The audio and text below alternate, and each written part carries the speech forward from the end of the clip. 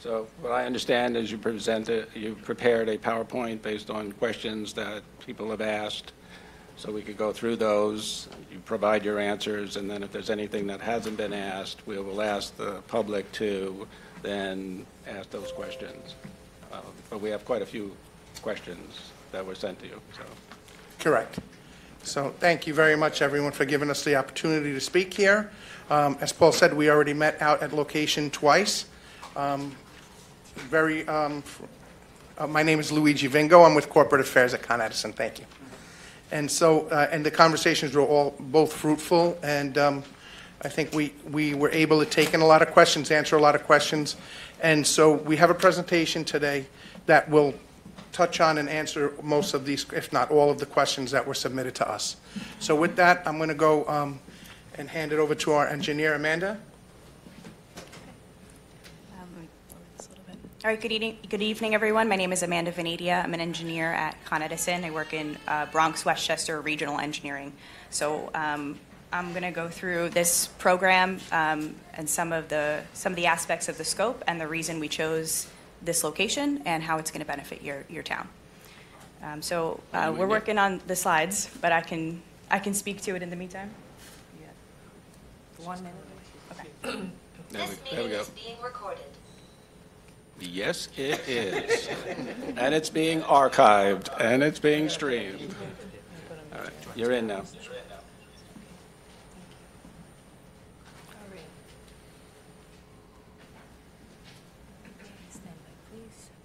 And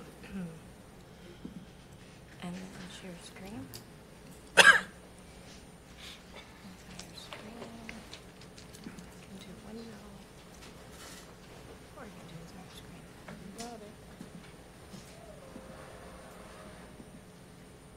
Here we go.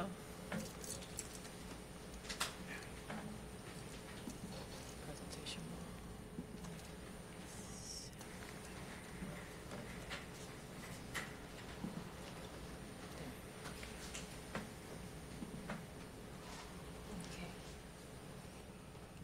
You can just go right to the next slide. Okay. So we have existing overhead primary and secondary cables and transformers on poles in this neighborhood, all exposed to the elements, right?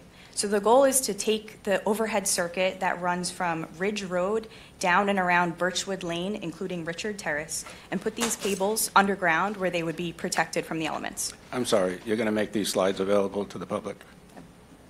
Can we? Well, it's going up on the screen. Yeah. It just makes it easier. They don't have to take a whole bunch of notes. Yeah, absolutely. So this run that you can see in red here is about 1 mile long. It consists of 59 currently overhead fed customers that have the option to opt in and receive an underground service. 59 customers have the opportunity to benefit from this undergrounding. We selected this location. We've studied many neighborhoods in Westchester and found that this area has a significant number of outages in the last couple of years. We specifically looked at about 7 years worth of data, and we found, I believe, at least 7 outages, all with very varying durations, but some of them a lot longer than others. This area is very heavily treed, so most of the outages that occur in this neighborhood are because of tree contact hitting those overhead wires. So if we take them and we put them underground, they're no longer exposed to that risk. As the town supervisor said, we have hurricanes, thunderstorms, wind events very often, and we have a high-risk area here where we can put these cables underground and protect them in the future. Additionally, part of this project is to create what we call a loop design.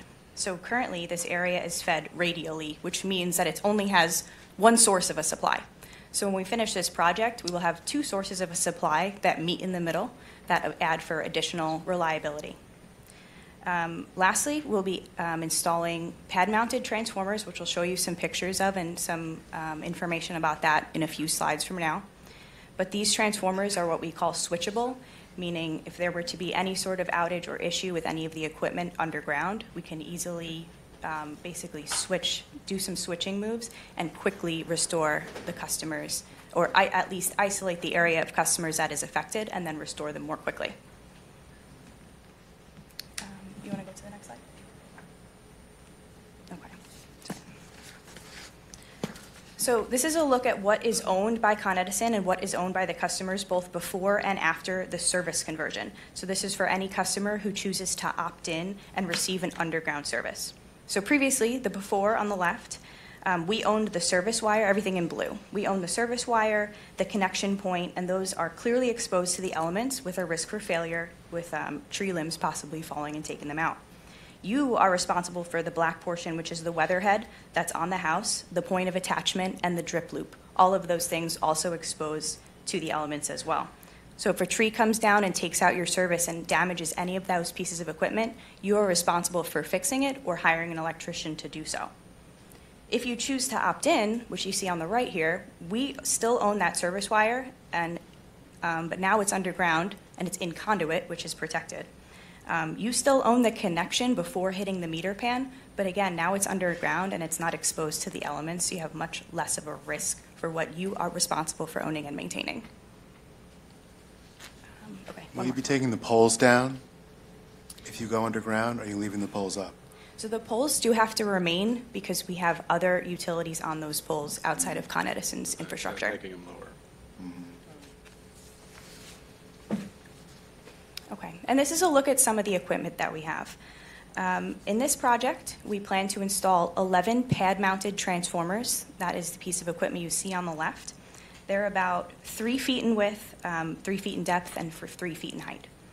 The middle picture is what we call a T-tap, which is just kind of a large junction box.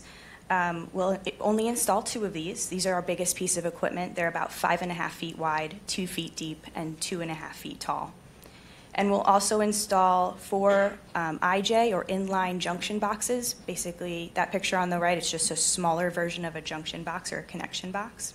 And those are 2 feet wide by 2 feet deep and 2.5 feet tall.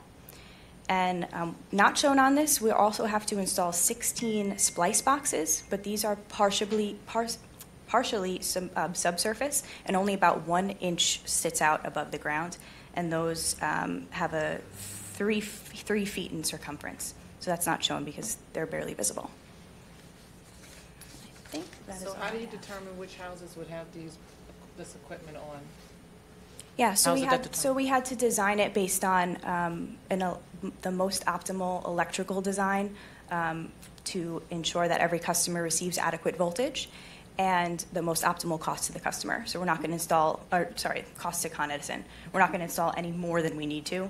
So we install the most cost-effective design for the company, but ensuring that customers have adequate voltage based on the locations where they are. And you mentioned that you would do at one of the meetings that you do a little landscaping, around it, so people may not see those boxes. Yeah, and that's going to be a case-by-case basis based on the location, but that is a possibility as well. Yes. Do you have a plan that shows where you think they're going to be? Yeah, if you go Right. back. Well, that's why I want you to Yep, just run through yeah, your if you go slides, back to right. that first slide, each of those green boxes indicate a pad-mounted piece of equipment. And what size? This is a varying of the 11 transformers, the 2 T-taps, and the 4 IJ boxes. But Catherine, if you could keep your one of the big issues for us is we don't have a master plan, and we all know that we live on a horseshoe. What we would like to know is what size these are going to be, and who is going to have those transformers, and which one of these 11 are going to be where. We don't have a master plan. This can be disseminated to anybody who wants it. Terrific. I think everybody who came would like that.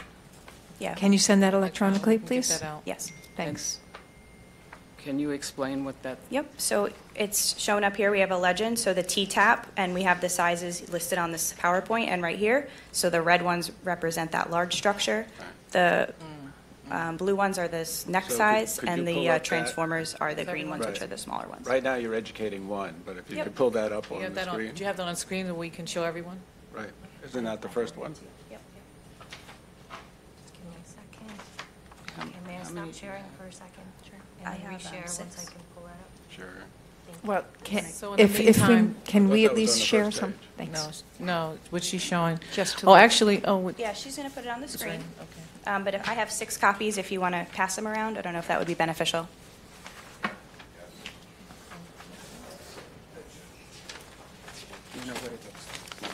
shed, because this is different. Along with the master plan, we are You seeing... need to talk into the Catherine. mic. Along with the master plan, we are seeing flags on right-of-ways, and we are seeing, we've been told that it's also going down the road. Yes. We'd like to know where it's going, not just a picture like this, because I still don't know, I live here, I still don't know whether it's going to be on my neighbor's yard where they have flags, whether it's going to be in the street. Do you have a plan that shows where it's going to be? Yeah, I can share that with the group right now. So each of these structural pad locations have been spray painted in the neighborhood. So our construction team sitting behind me has already come around and put a spray paint marker indicating where that pad would be located. So you'll know exactly where that location would be, But these structures. Are those color-coded too, so the residents know which size equipment is going at each of the locations? Yeah, the So red- if anyone has to talk, we just need you to come You up can so tell me everyone and can I'll- hear, please. How you doing? So You can each- pick it up. Right. Pick it Okay. up. You So, don't have to- so each piece of equipment is size specific. So we tried to mirror the size of the equipment that was indicated on the previous slide to what we actually put on the ground in paint, to reflect more or less what it's going to look like in obviously not in an elevated form, but on the ground for Right. you. And what we tried to do is we tried to place it strategically in areas that are less obstructive to view. We try to split the difference between properties and things of that nature. So anyone can feel free to walk around the neighborhood and look for those painted locations to indicate those structures. Right. So there's a legend on this. So the red is a T-tap, and it gives the dimensions. The green is a transformer. IJ box is in blue, and the splice box, which is 1 inch above the ground, is in yellowish, mustard, whatever you want to call that. Does it mean that the excavation is going to be along that same line where the boxes are? Or does it mean it, so that it'll be on the right-of-way, not in the street itself? The excavation will be done in the street, and it will all be on the left side of the street. So coming down Birchwood Lane on the left side of the screen, it'll be on the left side, and then it'll stay on the left side as it comes back up on the right here. There's some people who have. So wait a their hands minute, raised. can we let them finish their presentation and then take questions so that they can finish their presentation? That way everybody in the audience is fully informed and they can get all of their answers, because some answers may come out in the rest of the presentation. So we're going to hold questions. We are going to hold questions until the presentation is completed. So the left side here is the left side visually looking at this angle. It's not that it stays on the same side. Yeah, so the left side here and the left side here. Okay. Yep. Meeting down at the red, Yeah, meets in the, yep, exactly. and it'll be dug in the street along those curb lines? Yes, yes. Right, so could you go on with your presentation? Go back.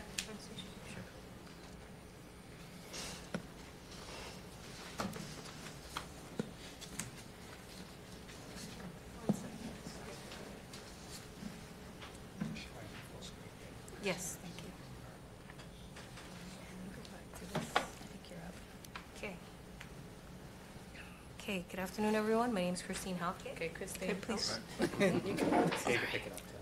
pick it up. You can pick it up. It's not glued to the top. There you go. All right. Good afternoon, everyone. Thanks for having us today.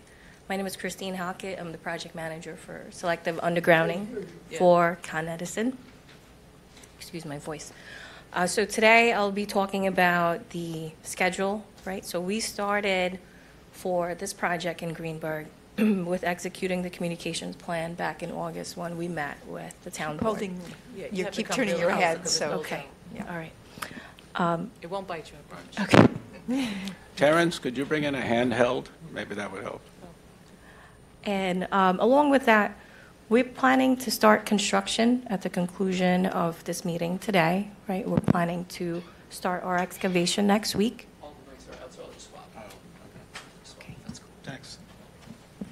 Now the meeting will be shorter. No, you're getting one back.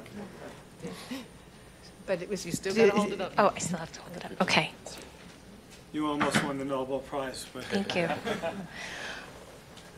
Okay, so we will be starting construction shortly at the conclusion of this meeting.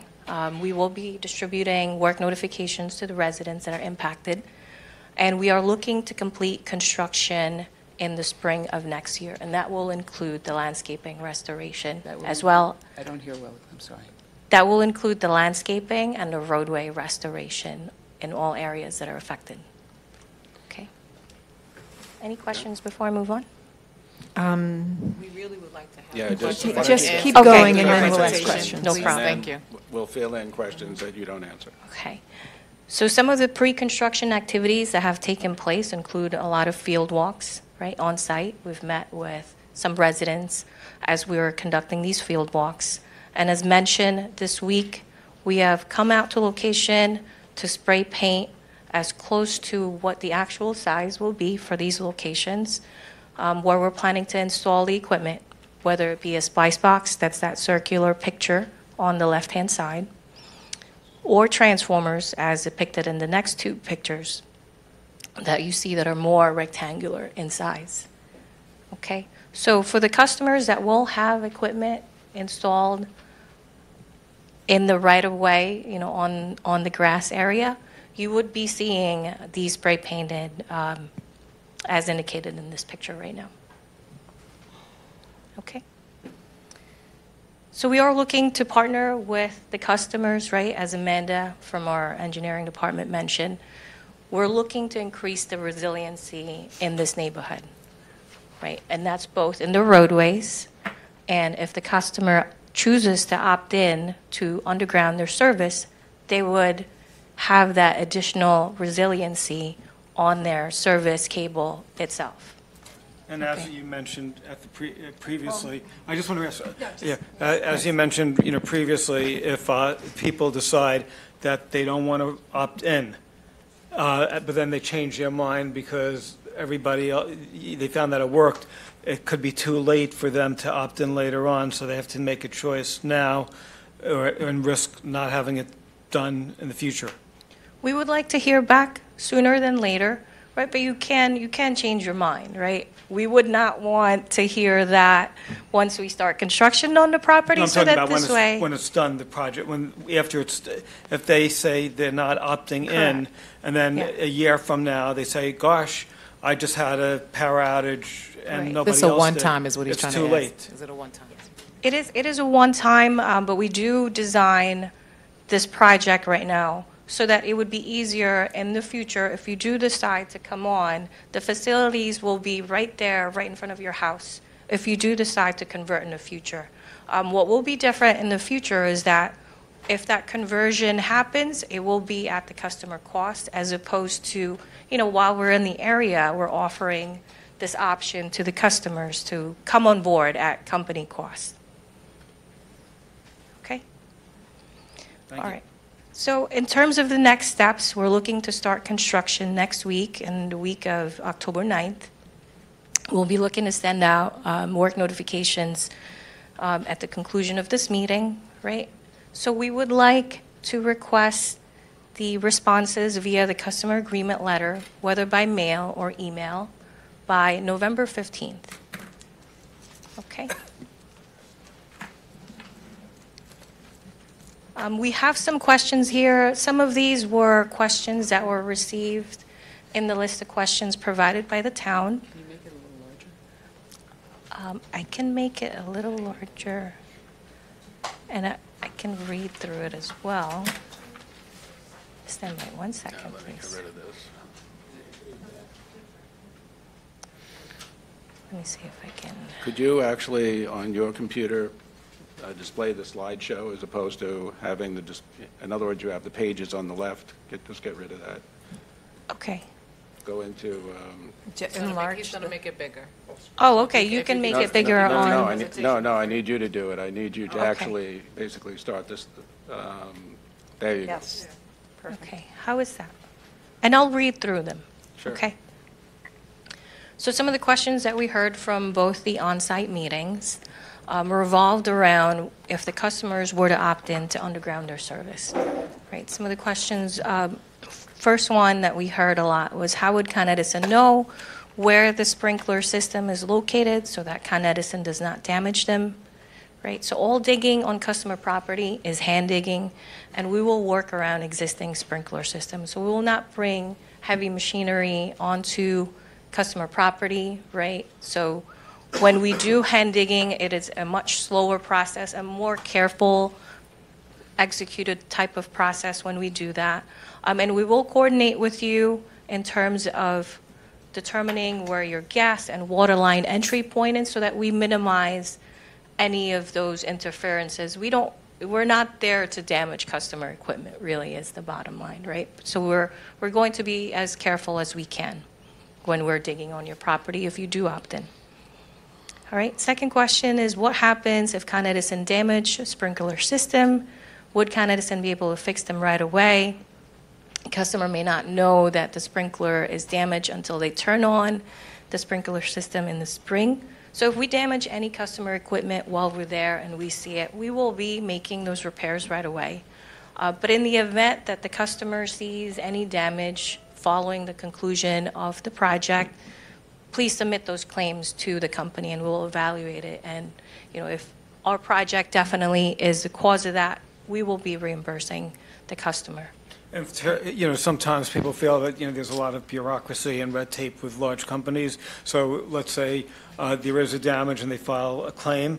If they reach out to say could we sort of expedite the review process?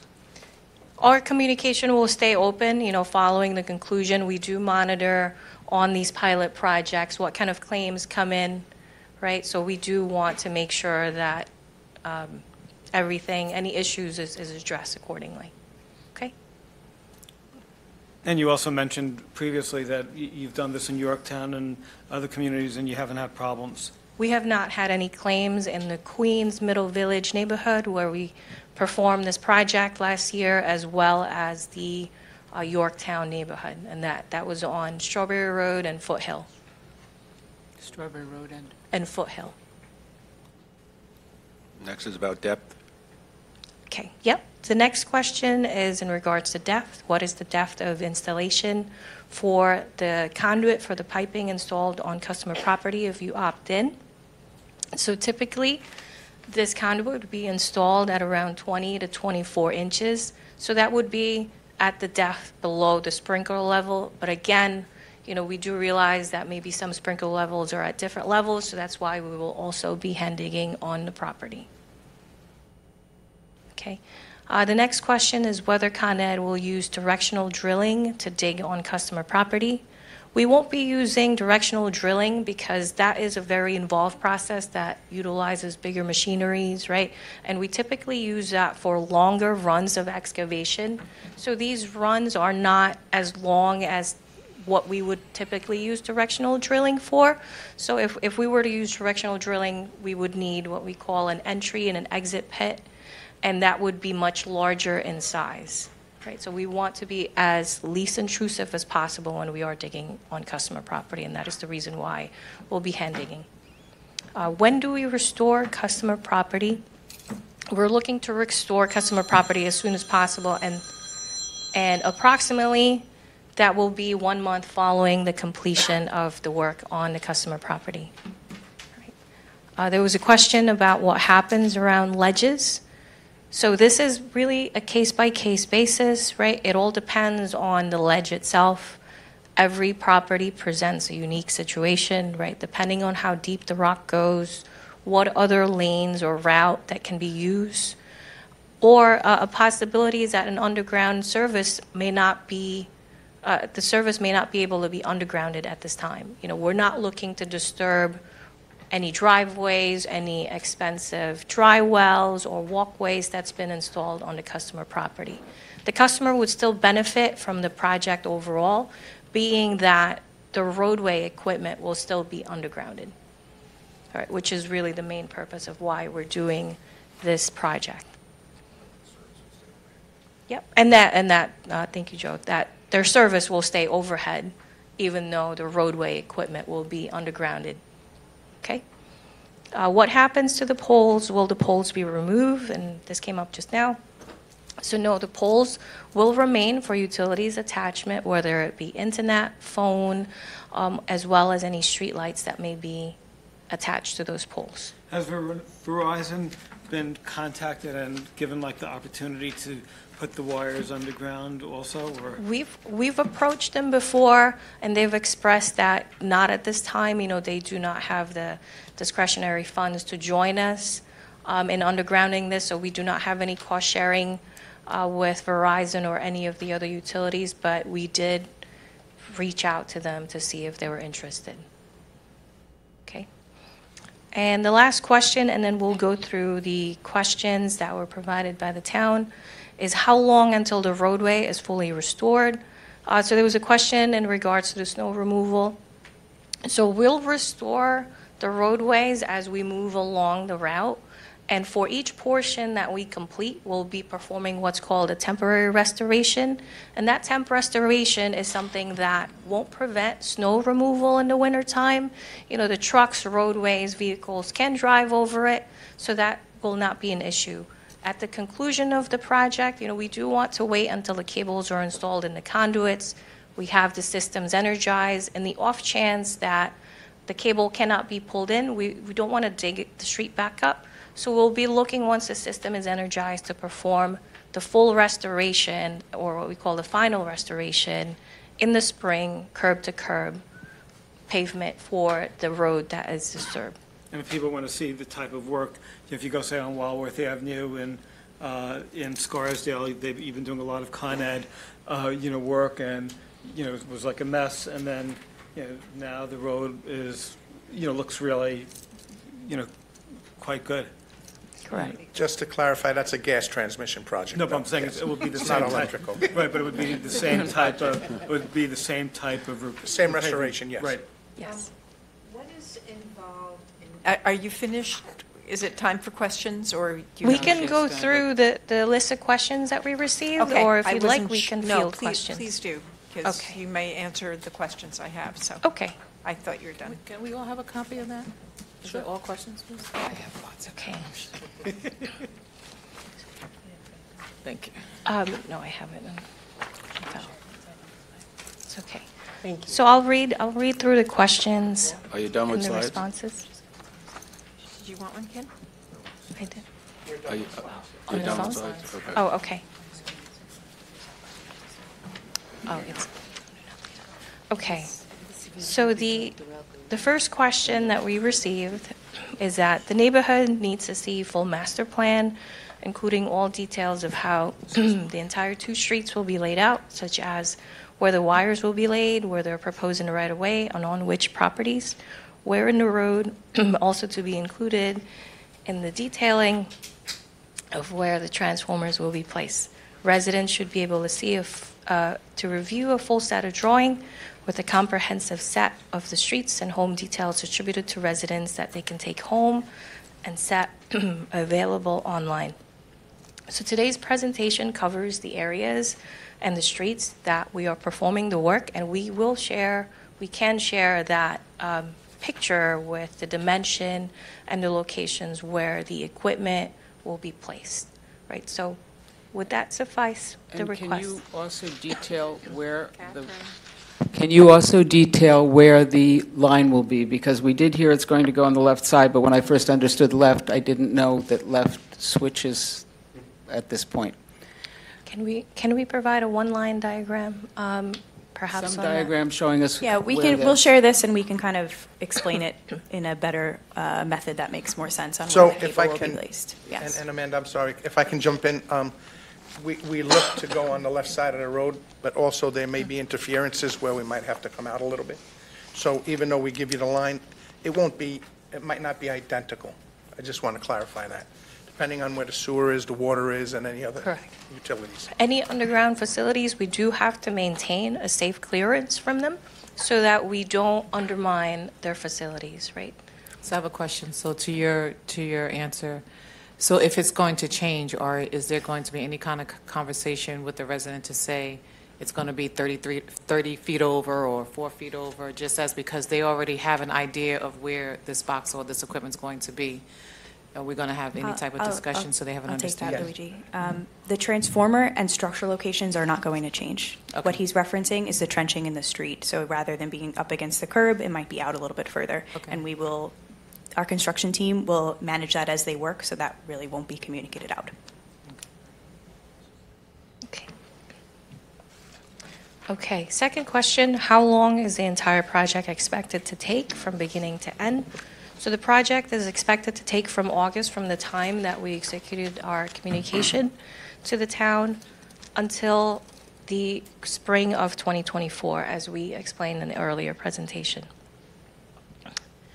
The next question talks about the wires. Normally, wires are buried when a home or neighborhood is being newly constructed, not 75 years after the fact. Has Con Edison buried wires in another established neighborhood comparable in age and size in Westchester?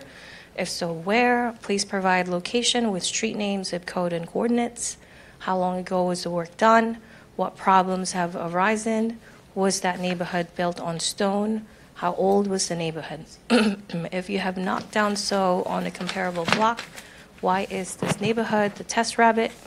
Approximately 60 homes are located on Birchwood Lane and Richard Terrace, all built between 53 and 55, with the exception of one Birchwood Lane. The neighborhood in Yorktown is apparently not comparable to Birchwood Lane, Richard Terrace in age, size, or scale of work.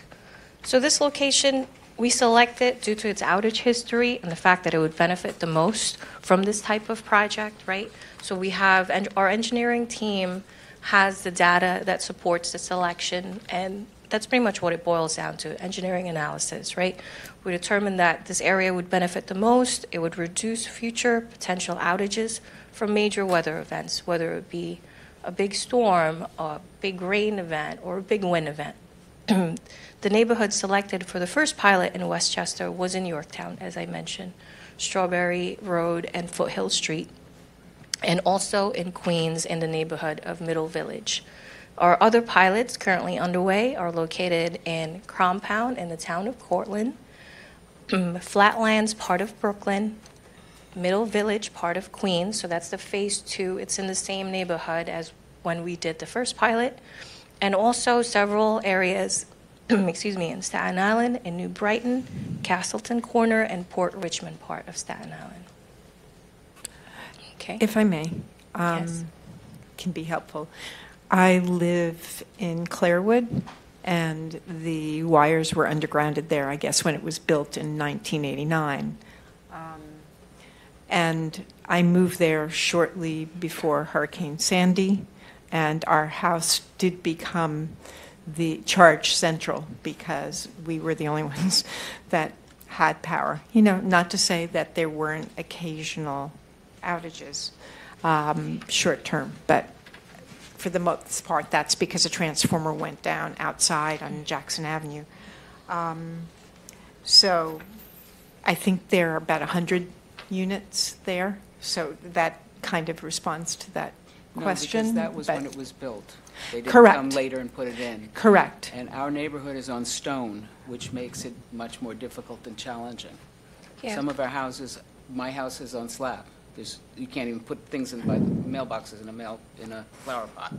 Right. So we had the same, very similar terrain in the Yorktown location, and our construction team were able to find, for the houses that we converted, we were able to find the lanes where we could hand dig and install the conduits. And again, these are all optional, right? You would still benefit, even if you do not opt in and do not convert your service from overhead to underground, you would still benefit from the undergrounding of our equipment in the roadway. Could I ask that you read the ones that actually have the chevron? Because those are the questions. The The rest chevron. are, Which one? it looks like a greater than sign. Okay, I see. Is that number 6? Look at 6, you'll see a chevron. Okay. Oh, okay. Yeah, I have that. So how long ago was the work done? The work was done last year on those 2 areas in Middle Village in Queens and in Yorktown.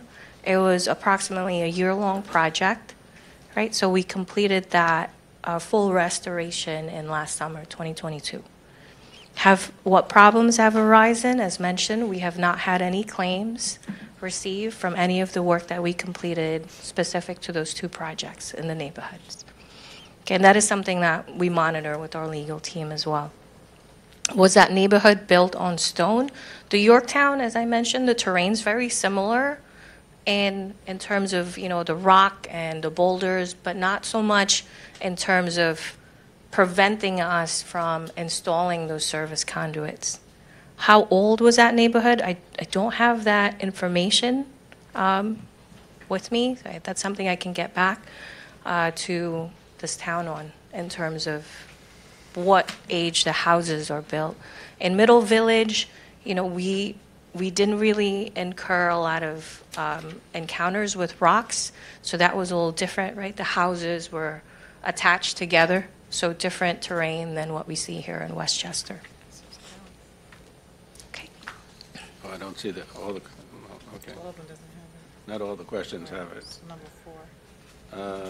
There's a question here about financial worthwhile, that we're doing this based on the financial feasibility. You're doing it regardless, right?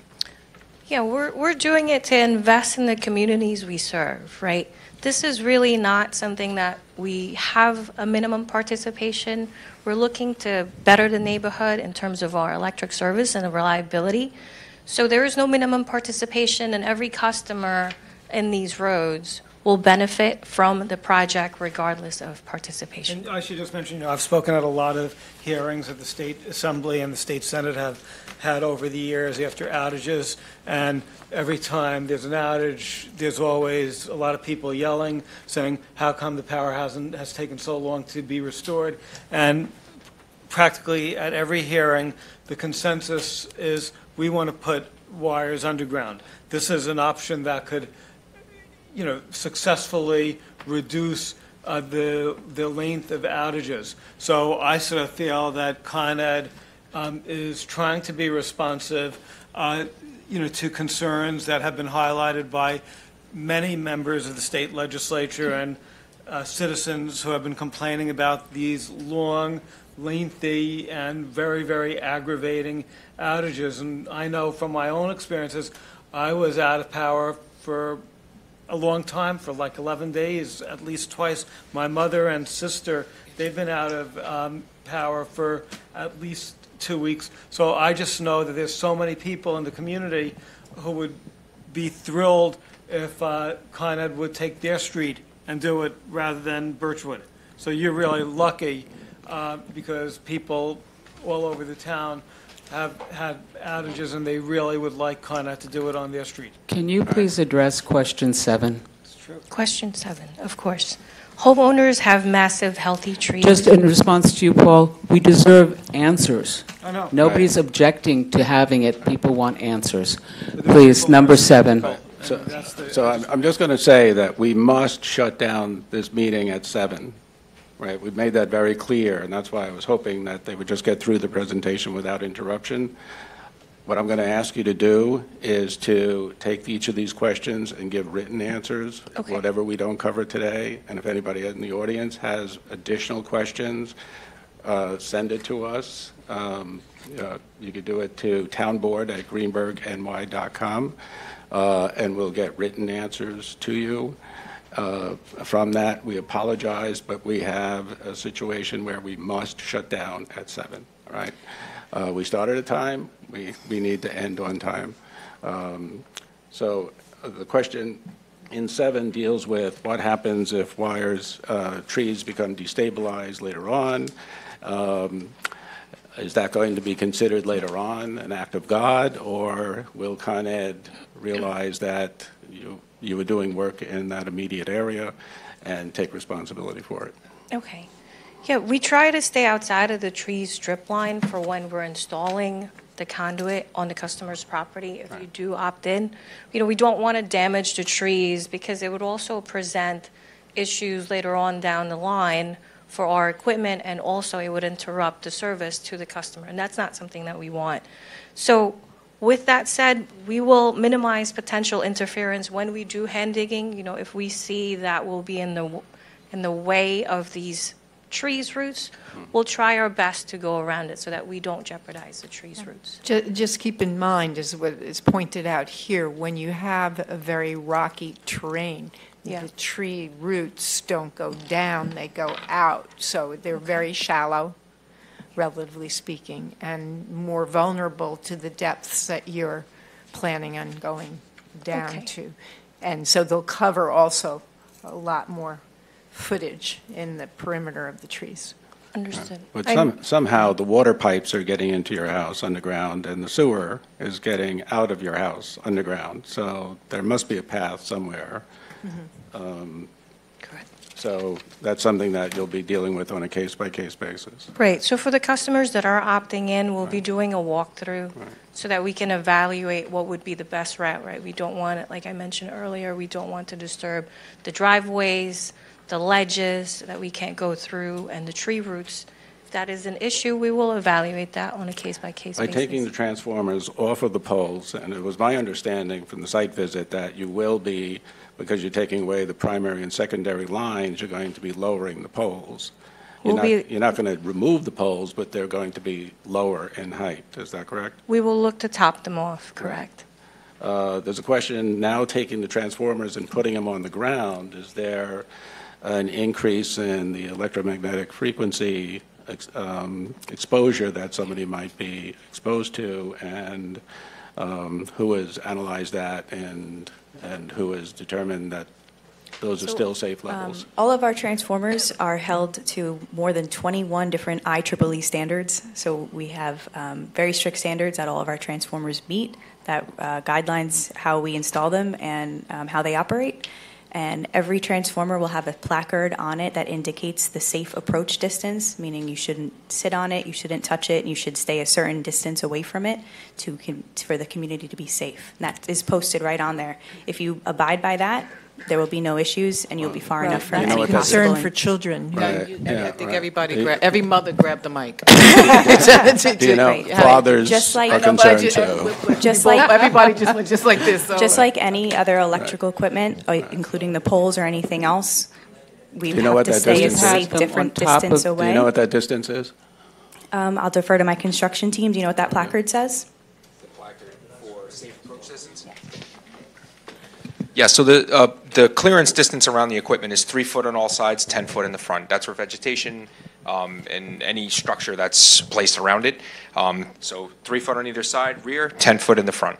Can you put vegetation around it? to You can take if you up- maintain those distances. So we need 10 foot of clearance in the I'm front not for saying safe operation. I'm saying, can you put as part So of this project? it was stated before landscape case-by-case basis, depending on where the Well, equipment is 10 placed. feet is a lot. That would be a great barrier Right. to keep children Children away, from going which is, onto I it. think, where that question is coming from. Exactly. And Understood. so The fact- if that's something that we can ask as a requirement, not just on a case-by-case basis. The fact of the matter is, right now, they are on poles, so it disseminates quickly and it's not an issue.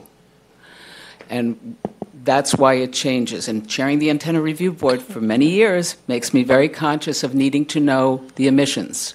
Not just that it's going to be posted there, but that the town has a record of that. That's not adequate that it's going to be posted, because we have little kids riding around the block. And they're going to stop and they're going to think, oh, isn't that cool to sit on it? Or rest? Or I'll meet you at the third Okay. one that's Okay. yellow? Okay, but we made the point, right? I'm just trying to cover some more. I understand, it's an important point, but it's out. They're going to have to address it. I suggested landscaping at least 3 feet around to keep the Said 10 kids. feet. 10 feet? The front, 10 feet that's where the into kids the bicycle, roadway, where- right. Where the kids bike. But that's so we can work, should there be an emergency, and we need to get into it. Okay. Still accessible by children. So dealing with sprinkler systems, expensive driveways, things like that, you're going to try not to do anything with those entities. It may be that you determine you can't provide the power to the house. The undergrounding In some service. certain circumstances, if that's the case, but you're not going to do anything that's going to disturb a very expensive driveway No, or make it look patched or anything like that. Correct. Any activity that we perform on customers' property will be coordinated with the customer. We're not going to go in there and do any type of digging before talking to Will customers. electricity be turned off during the project? I think they To correct responded me to if, that. yeah, you responded to Francis, that. It's only having going them to in be- writing will be great. What's Having them go through this and having it in writing, that would be terrific. The response is in I'm- writing. get it- I'm trying to get out as much as I possibly can, right? Of course. It's archived, it's streamed, it's recorded, it's going to be preserved forever because we have to. From what I understand, each individual homeowner is only going to be out of power while you're actually doing the switchover on their particular house. It's not while you're doing any work in the street. It's not when you're working on the house next door. It's only when you're making that transition. You're going to make an appointment for that, make it Correct. mutually convenient, and at some point, they will be out of power for 4 or 5, 6 hours maybe. Correct. For the customers opting in, there will be a short duration of outage that will coordinate with that customer to make sure that that time period works with them and their schedule. Okay, so that's what I said. I'm just trying to Yes. cover a lot. here, Yes. okay? Correct. When is it supposed to start? You gave the timeline. The 3-foot trenches. When you're talking about, the outages, if it's a 5 or 6 hour What else did I outage, miss? I got something. if you're going to be doing some of the What did you work, say miss? during the What did I winter miss? months, it's like, freezing, how are you going to get missed. around? Do you follow what I'm saying? That work's going to be done in the spring. Okay. The conversions of the homes is going to be done in the spring. It's reiterated. And if it's like freezing, then you could work around it. Not That- just what they didn't answer. If it's freezing in the spring, we got bigger problems than that, Paul, right? But yes. So when asked whether you would repair people's driveways and damage done to their properties, your response was, we will coordinate with the homeowner, which is not really the answer that they're looking for. Can you be more specific? So we will not be digging across anyone's driveways, is the first question to that. And any damages that is done to customers' property, we will repair right away, right, that we see. And if it's something that we don't see that the customer believes is Con Edison at fault for doing, that can be submitted to Con Edison as a claim. You'll restore it to the previous Original. condition that it was in before it was damaged. Is that correct? you're talking curb to curb, for instance, on the street, but if you are affecting a driveway, you're not going to just patch, you're going to go through the full. We're not excavating on anyone's driveway. No driveway excavation. So just to reiterate, you'll repair people's property to the state that it was in before it was damaged. Like in kind restoration, correct. Because the Thank you. document you gave us says Catherine? substantially. Catherine? The document you gave us says substantially. It doesn't say to the condition it was. So we have a legal team that puts our documents together, right? So a lot of the crafted language might not be as easy to read, I would like to say. But yes, that is like in kind restoration. Okay, so you kept mentioning opt-in and opt-out. Is there a letter that you could provide with us, a draft, so we can take a look at it? please? Yes, yes. What I is can- the disruption bringing the power into the house? The disruption bringing the power into the house would be for the customers that are opting in, and that will be in the spring. We don't want to have any outages in the holidays or in the winter Well, in time. terms of disruption, not just in power, but will there be any construction affected? Not for this year. So this Well, year, for next year then, for whenever Go it ahead. is done. Identify Yeah, yourself. so, hi. I'm Jim. I'm actually the construction manager. So I'll be handling the electric construction. So we're going to it's going to be 2 phases, right? So I think we talked about the primary work and the equipment being placed in the ground and the work in the roadway. That's really phase 1, right? That's going to benefit everybody. The second phase is the individual customers who want their services done. That work is going to be done in the spring, right? The individual services, the digging in your lawn, that work will be done in the spring on a case-by-case basis. There will be a point in time, hopefully towards the end of this project this year, if we can work quickly, where we will be swinging the system over from the old system to the new system. There will be a short duration outage for that, right? That will be not intrusive to any way to the customers directly, right, in terms of their property, but we'll just be moving equipment from the new equipment, the transformers. That's not my question. Okay. I- Well, I'm I- just clarifying, though, what was stated, because what was stated is there'll be no interruptions this year. I know, it There just, will be an in terms interruption. of time, Yep. if you could answer, will there will there be the possibility of damage to the structure of the house in bringing the power into the interior? When you show graphically the overhead conduction into the house and coming in from underground into the house, what is the disruption to the house, if any? Right, I think the illustration shows the swinging over of the service from an overhead service to an underground service. Certainly we'll be removing some components and making them go underground. There will be, depending on your siding and things like that, there may be some impact, right? And we would work with you to make it basically restored as close to possible as the way it was, right? We'll match whatever siding. Yeah. Well, no, go ahead, Joe. It's actually not what the letter says, No, we don't. just so you know. It says something different. Yeah, so. You're the attorney. My name's Joe Sommer. I'm one of the general managers of electric operations. So what we're trying to do is with the services, a lot of questions about the individual services. So we're going to take it by case basis between people that want to opt in and also if we're able to do the job. So if we get there and we see all beautiful trees, we may say we can't underground you because we don't want to risk either damaging a driveway or damaging a tree.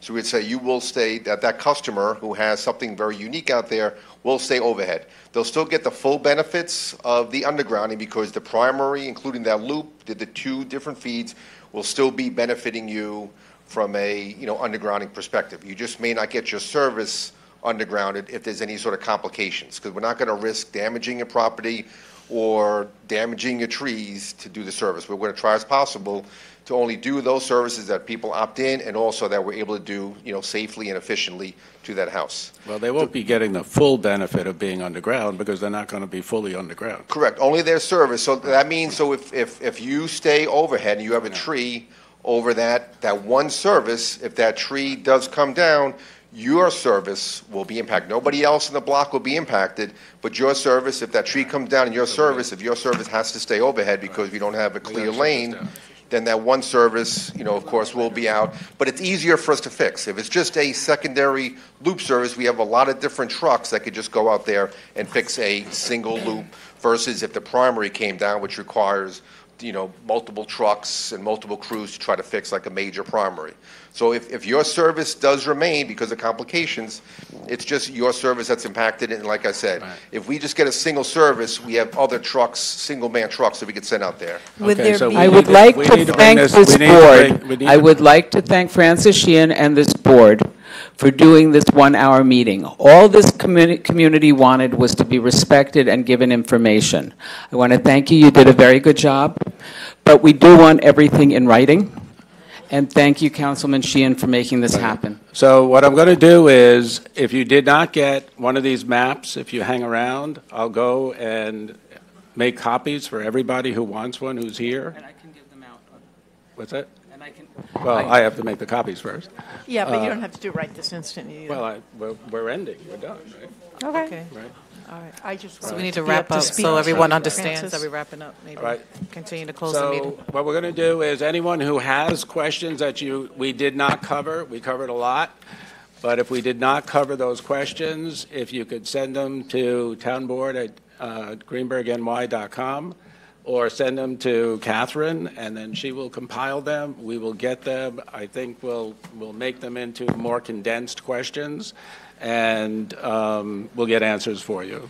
Maybe we could also get like references, like if you had contact information from Yorktown, maybe a resident or two, in different areas. This way, if people have questions, they could speak to somebody. I think this is great what you're doing.